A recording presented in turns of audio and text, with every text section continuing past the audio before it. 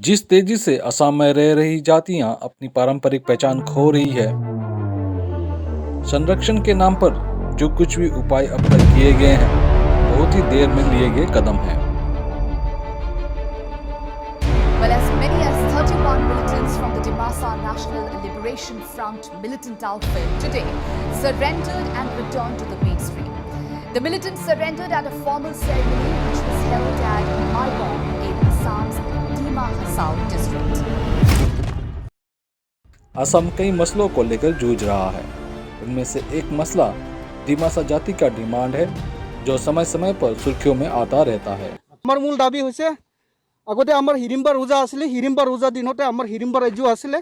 এই হিৰিম্বা ৰাজ্য দিনতে আমাৰ এটা কাণ্ট্ৰি নিচিনা আছিল। তথাপি আমাৰ লগতে এটা নাই। গতিকে আমি ভাৰত চৰকাৰ আসাম চৰকাৰৰ লগতে পুনৰবাৰ আমি এইটো পাব লাগে বুলি আমি দাবী কৰিছে আৰু যেতিয়ালৈকে নাপাব তেতিয়ালৈকে সদায় আন্দোলন কৰি থাকিম। आज हम इस वीडियो में 200 साल पीछे जाएंगे और डिमासा जाति को समझने की कोशिश करेंगे।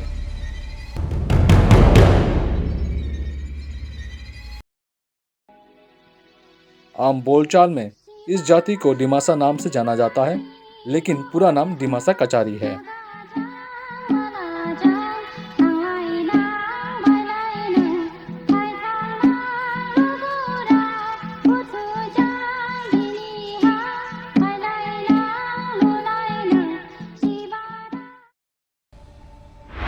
पूर्वोत्तर भारत को समझने के लिए इस कंसेप्ट को समझना आवश्यक है। कचारी एक सांस्कृतिक पहचान है। ये पारंपरिक सोशियो पॉलिटिकल कल्चरल आइडेंटिटी है।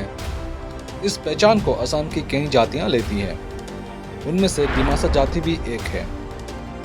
इस फ्रेमवर्क को हम ऐसे समझ सकते हैं: नागा, मणिपुरी, कुकी और कचारी अलग अलग सांस्कृतिक द्वीप हैं, जिसके अंदर कई जातियां आती हैं। डिमासा समाज की परंपराएं, मान्यताएं और उनके विश्वास पर हमने पहले भी एक वीडियो बनाया है, आप देख सकते हैं।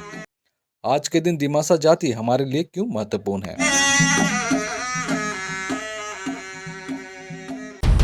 क्योंकि एक और जहां पूर्वोत्तर भारत के पहाड़ी इलाकों की लगभग सभी जातियां कन्वर्ट हो चुकी हैं, वहीं डिमासा कन्वर्ट नहीं हुई है और अपनी पारंपरिक पहचान बचाए रखने में सक्षम हुई है। चलिए चलते हैं 200 साल पीछे।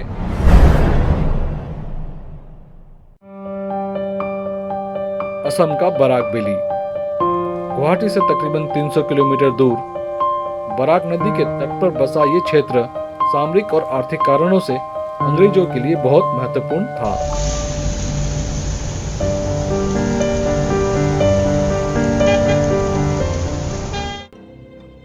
असम के अहोम साम्राज्य के बारे में पूरा देश जानता है, जिसने मुगलों की सेना को एक बार नहीं बल्कि कई बार धूल चटाया था। असम के इतिहास में कचारी साम्राज्य भी हुआ करता था। अहोम और कचारी साम्राज्य का रिश्ता खट्टा मीठा रहा है। बराक वैली में स्थित खासपुर ही कचारी साम्राज्य की अंतिम राजधानी थी।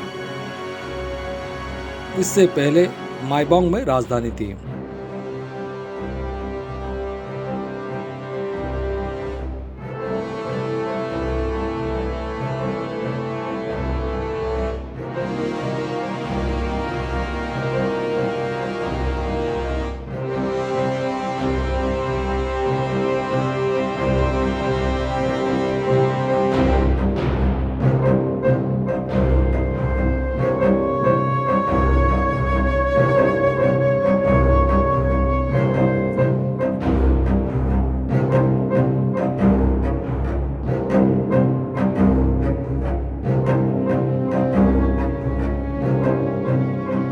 उससे पहले नागालैंड दीमापुर में थी। दीमापुर में स्थित अवशेष कचारी साम्राज्य का गौरवशाली इतिहास बताते हैं। कचारी साम्राज्य को हिडिंबा साम्राज्य से भी संबोधित किया जाता है। कचारी समूह, जिसमें अनेकों जातियां आती है, भीम की पत्नी हिडिंबा पर विश्वास और श्रद्धा रखते हैं। 6 मार्च 1824 में कचारी साम्राज्य के अंतिम राजा गोविंद चंद्र और डेविड स्कॉट, जो कि agent to the governor general north east frontier थे, के बीच समझौता होता है, जिसमें राजा अपना राज्य ब्रिटिशर्स के अधीन कर देता है। 1830 में राजा गोविंद चंद्र की हत्या कर दी जाती है। 1832 में राजा की मृत्यु के बाद पूरे कछार के मैदानी इलाकों को ईस्ट इंडिया कंपनी अपने नियंत्रण में ले लेती है। इन मैदानी इलाकों से ईस्ट इंडिया कंपनी को कई सामरिक और आर्थिक फायदे थे। 1854 में तुलाराम सेनापति की मृत्यु के बाद नॉर्थ कछार को भी ब्रिटिश हड़प लेते हैं और कछार जिले से जोड़ देते हैं। 1859 में foreign secretary of American Baptist missionary union religious conversion के ऊपर एक रिपोर्ट तैयार करती है। ये रिपोर्ट निष्कर्ष निकालती है कि असम में हिल ट्राइब्स ही उनकी अंतिम आशा है, जिनके द्वारा क्रिश्चियन रिलीजन और सिविलाइजेशन पड़ोसी राज्य भूटान, तिब्बत, मणिपुर और यहाँ तक कि बिहार तक फैलेगी। 1874 में governor general of India Assam में चीफ कमिश्नरशिप गठित करती है। असम के हिल्स में रह रहे जातियों के लिए शेड्यूल्ड डिस्ट्रिक्ट एक्ट ऑफ 1874 लाती है। उसी साल सुपरिंटेंडेंट के पोस्ट को रिडिजाइन कर डिप्टी कमिश्नर बनाया जाता है।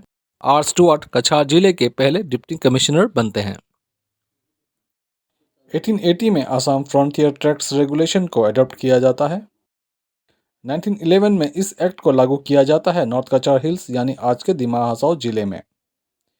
गारो हिल्स, खासी और जयंतिया हिल्स यानी आज के मेघालय राज्य में, दिनागा हिल्स नागालैंड में और मिकेर हिल्स यानी आज के कार्बी आंगलोंग जिले में। अंग्रेज जैसे ही कछारी राज्य अपने हाथ में ले लेते हैं, वे तुरंत ही आर्थिक योजनाओं में लग जाते हैं। वे कृषि क्षेत्रों का माप लेते हैं, नए रेवेन्यू रूल्स, रेगुलेशंस और टैक्सेशन जनता के ऊपर लागू कर देते हैं और डिमासा राजा द्वारा पहले से चलाए जा रहे खेल व्यवस्था को वैसे ही रखते हैं। ये खेल व्यवस्था क्या था? ये व्यवस्था असम में अहोम प्रशासन के साथ साथ कछारी राजाओं के प्रशासन में भी मिलता था। इस व्यवस्था के अंतर्गत जमीन का मालिक राजा हुआ करता था। सामूहिक तौर पर कुछ जमीनों को एक निर्धारित समय के लिए लिया जाता था, जिसका प्रयोग मछली पकड़ने, हाथियों को पकड़ने, सोना चांदी या फिर नमक की खुदाई के लिए किया जाता था। अंग्रेज रेलवे ट्रैक बिछाने में लग जाते हैं। ये रेलवे ट्रैक दिमासा बहुल क्षेत्रों से गुजरता था। दिमासा क्षेत्र में हो रहे बदलाव दिमासा जाति को भयभीत कर देती है। संबोधन फोंगलोंगसा नामक दिमासा व्यक्ति अंग्रेजों का विरोध करता है। अंग्रेजों द्वारा करवाए जा रहे काम जैसे गुंजुंग में सब डिवीजन कार्यालय का बनवाना, असम बंगाल रेलवेज के डिमार्केशन का काम इस जाति के लोगों में आक्रोश भर देता है।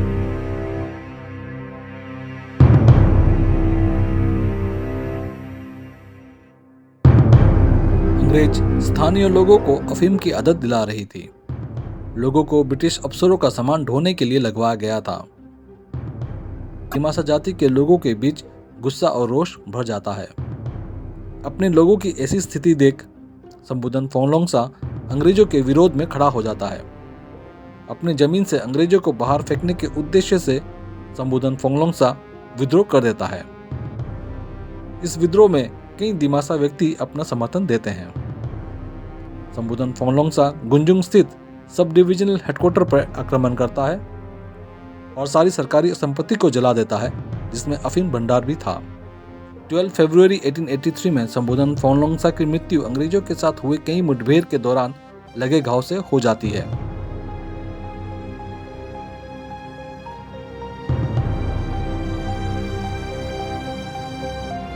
और दिमासा जाति का संघर्ष अब तक समाप्त नहीं हुआ था। दिमासा बहुल क्षेत्र ब्रिटिश के अधीन आते ही चर्च भी अपना कन्वर्जन कार्य शुरू कर देती है।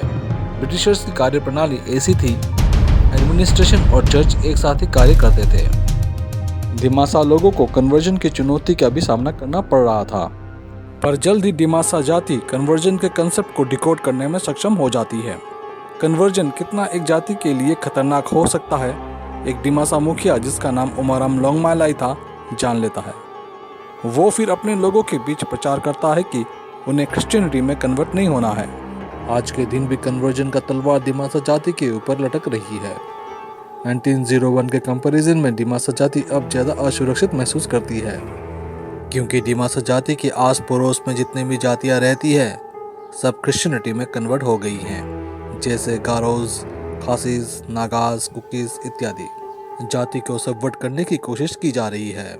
उदाहरण के लिए असम डॉन बॉस्को यूनिवर्सिटी में जमा की गई PhD thesis attitudes towards traditional religious culture among college educated Dimasas के राइटर माइकल आर कॉल्ब लिखते हैं कि वे एक पादरी हैं। उन्होंने अपने इस थीसिस में वेंडी डोनिगर का उल्लेख किया है और उनके विचारों को जगह दी है। अब वेंडी डोनिगर है कौन? Wendy Doniger used a Freudian methodology to study Hinduism. Freud studied the subconscious of the people, of a human being, the unconscious, the subconscious, and he came up with very erotic ways, erotic things that are laden and hidden inside a person as a way to understand their behavior. So whatever you do, deep inside, you may not know it, but there's some kind of an erotic programming which is causing it to happen.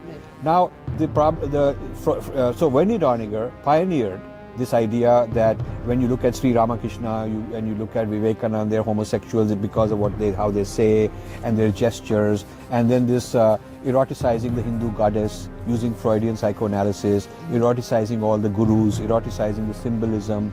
So looking at everything with an erotic lens and looking for that kind of a meaning, even if it's not there, sort of imposing it. And so she created a whole Wendy Doniger school of erotic Hinduism. And this has been going on for a very long time. She trained probably more Hinduism studies, PhDs, and got them jobs than anybody else in recent times. The good news is a lot of people started distancing themselves from Wendy Doniger. She used to be invited to all these Hindu temples in Chicago and elsewhere like a big celebrity. All that stopped. And her followers, who are designated as Wendy's children, also found themselves on the defensive because people said, oh, you're a Wendy's child, we have to be very careful. 1912 Haflong में Presbyterian church का एक chapel खुलता है जो conversion का कार्य करती है। 1918 हाफलोंग में मिशनरी द्वारा सेंट एग्नेस कॉन्वेंट स्कूल स्थापित किया जाता है। आज भी ये स्कूल चल रहा है। पहले ये स्कूल बदरपुर में स्थापित करने की बात थी, पर बाद में इसे हाफलोंग में शुरू किया जाता है। इस स्कूल में सिर्फ अंग्रेजों के बच्चे पढ़ते थे। लोकल यानी दिमासा बच्चों का एडमिशन अलाउ ही नहीं था। पूरे भारत में हो रही राजनीतिक गतिविधियों से देश का पूर्वोत्तर भाग भी अछूता नहीं था। दिमासा जाति भी अंग्रेजों के चंगुल से अपने क्षेत्र को बाहर निकालने के प्रयास करती है। ऑल असम कचारी युवक सम्मेलनी, जो दिमासा जाति समेत अन्य सभी कचारी जातियों का एक सामूहिक संगठन था, कॉन्स्टिट्यूएंट असेंबली में 7 सीटों की मांग करते हुए साइमन कमीशन को एक मेमोरेंडम जमा करती है। हमने हिस्ट्री बुक्स में पढ़ा है साइमन कमीशन का काफ़ी विरोध हुआ था। इसी साइमन कमीशन को मेमोरेंडम जमा की जाती है। गवर्नमेंट ऑफ इंडिया एक्ट 1935 में कई ट्राइबल जातियों के लिए कॉन्स्टिट्यूएंट असेंबली में सीट्स रिजर्व की जाती है। असम के पहाड़ी इलाकों के लिए एक्सक्लूडेड एरियाज और पार्शियली एक्सक्लूडेड एरियाज का प्रावधान भी लाया जाता है। इसके चलते नॉर्थ कचार हिल्स को एक्सक्लूडेड एरियाज में रखा जाता है। एक्सक्लूडेड एरियाज का मतलब ये होता था कि गवर्नर इन इलाकों को चलाता था। फेडरल या प्रोविंशियल लेजिस्लेटर्स के एक्ट गवर्नर की अनुमति के बिना इन इलाकों में लागू नहीं होते थे। एक्सक्लूडेड एरियाज में जिन इलाकों को रखा गया था, उन इलाकों की जातियां आज के दिन क्रिश्चियनिटी में कन्वर्ट हो गई है। दिमासा जाति उन गिने चुने जातियों में से एक है जो आज तक अपनी परंपराओं को मानती आई है और उनसे जुड़े देवी देवताओं की पूजा कर रही है। 1937 में मुस्लिम लीग सईद मोहम्मद सादुल्ला के नेतृत्व में अनडिवाइडेड असम का भागडोर संभालती है। लीग पूरे असम को आज के बांग्लादेशियों से भर देती है। वे 2 नेशन थ्योरी के प्लान पर काम कर रही थी। कुछ महीनों बाद 1938 में सुभाष चंद्र बोस कांग्रेस के प्रेसिडेंट बनते हैं। अपने क्षेत्र में हो रहे बदलावों को देखकर असम प्रोविंस कांग्रेस मदद का गुहार लगाती है। सुभाष चंद्र बोस, जिसके विरोध में अंग्रेज तो थे ही, अपने पार्टी में भी विरोध का सामना करना पड़ रहा था। अनडिवाइडेड असम को बचाने के लिए वे अपना सब कार्य छोड़ असम के दौरे पर आते हैं। वे न सिर्फ असम कांग्रेस को एकजुट करते हैं, वे कोशिश करते हैं कि गोपीनाथ बोरदोले के नेतृत्व में असम प्रोविंस में कांग्रेस सरकार बना सके। कांग्रेस सरकार बना सके उसके लिए 4 ट्राइबल जातियों के नेताओं को अपने तरफ करना था। देवेश्वर शर्मा, जो एक स्थानीय असमीज थे, उनको सुभाष चंद्र बोस क्लियर इंस्ट्रक्शन देते हैं कि बाय हुक और बाय क्रुक ट्राइबल नेताओं को अपने तरफ किया जाए। देवेश्वर शर्मा पता लगाते हैं कि ट्राइबल जातियों के नेताएं गोपीनाथ बरदोले के विचारों से सहमत हैं, पर क्रिश्चियन मिशनरीज के दबावों में वे हैं। हर प्रकार की तरकीब अपनाई जाती है। आखिर ट्राइबल नेता कांग्रेस में शामिल होते हैं। इंडिपेंडेंट मेंबर्स संतोष कुमार बरुआ और जोगन मंडल का कांग्रेस में शामिल होना ट्राइबल नेताओं के साथ मुस्लिम लीग को जहां सत्ता से बाहर कर देती है, वहीं कांग्रेस गोपीनाथ बरदोले के नेतृत्व में अनडिवाइडेड असम में सरकार बनाती है। सुभाष चंद्र बोस गुवाहाटी, शिलोंग, धुबरी और सिलेट, जो आज के दिन बांग्लादेश में है, का दौरा करते हैं। अगर सुभाष चंद्र बोस उस समय सिंध में नहीं होते, आज पूर्वोत्तर भारत की कहानी और कुछ होती। 1944 आते आते सुभाष चंद्र बोस नए रूप में होते हैं। पूर्वोत्तर भारत की कई जातियां आने का साथ देती है। उनमें से 19 वर्षीय दिमासा महिला जोया थाउसेन उल्लेखनीय है। जोया थाउसेन के नेतृत्व में बनी रिवोल्यूशनरी दिमासा आर्मी आजाद हिंद फौज को सहयोग देने के लिए कोहिमा नागालैंड की ओर निकल पड़ती है। पर इससे पहले कि सुभाष चंद्र बोस की सेना को अपना सहयोग दे पाती, 9 अप्रैल 1944 में रिवोल्यूशनरी दिमासा आर्मी और अंग्रेजों के बीच एक मुठभेड़ में जोया थाउसेन की मृत्यु हो जाती है और अर्जुन रंथासा घायल हो जाते हैं।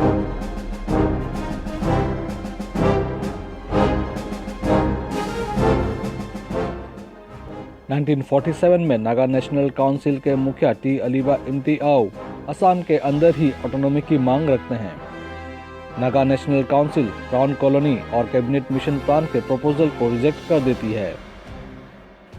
लेकिन फरवरी 1947 में काउंसिल नागाज के लिए इंटरिम गवर्नमेंट की मांग करती है, जो शुरुआत में 10 साल लागू होने के लिए प्रस्तावित थी, और इसके बाद ही नागाज अपनी राजनीतिक भविष्य तय करेंगे।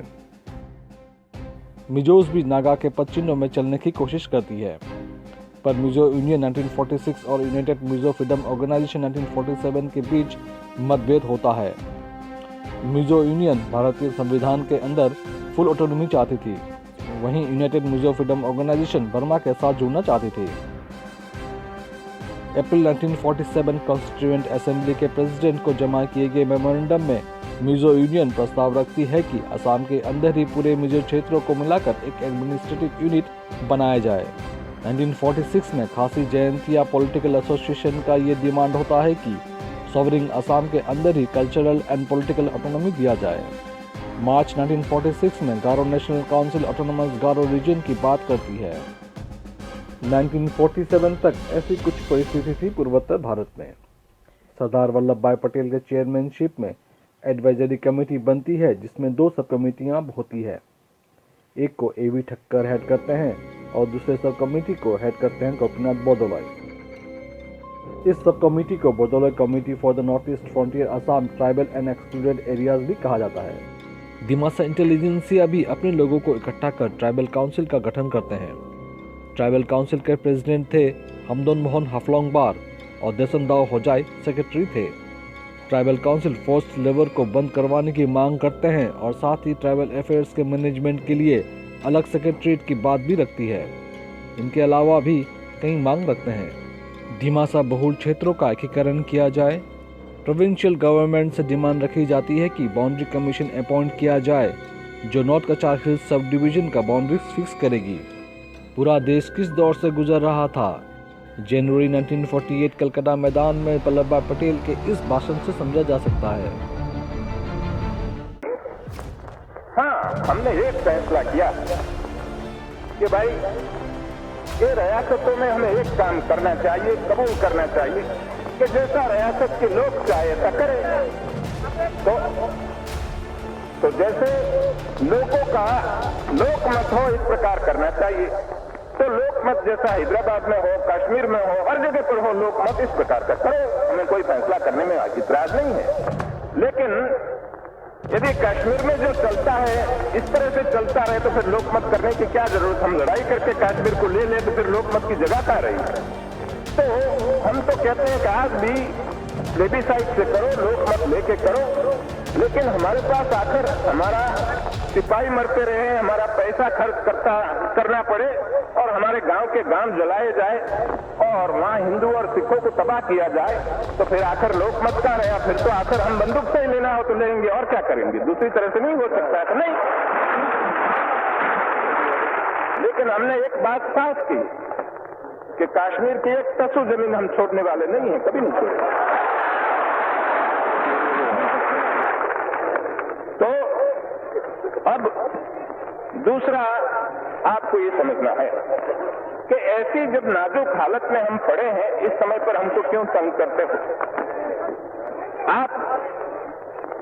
ऐसी जब हिंदुस्तान की हालत है और दुनिया की हालत भी ऐसी है, ऐसी जब हिंदुस्तान की नाजुक हालत है, तब हमें क्या करना है?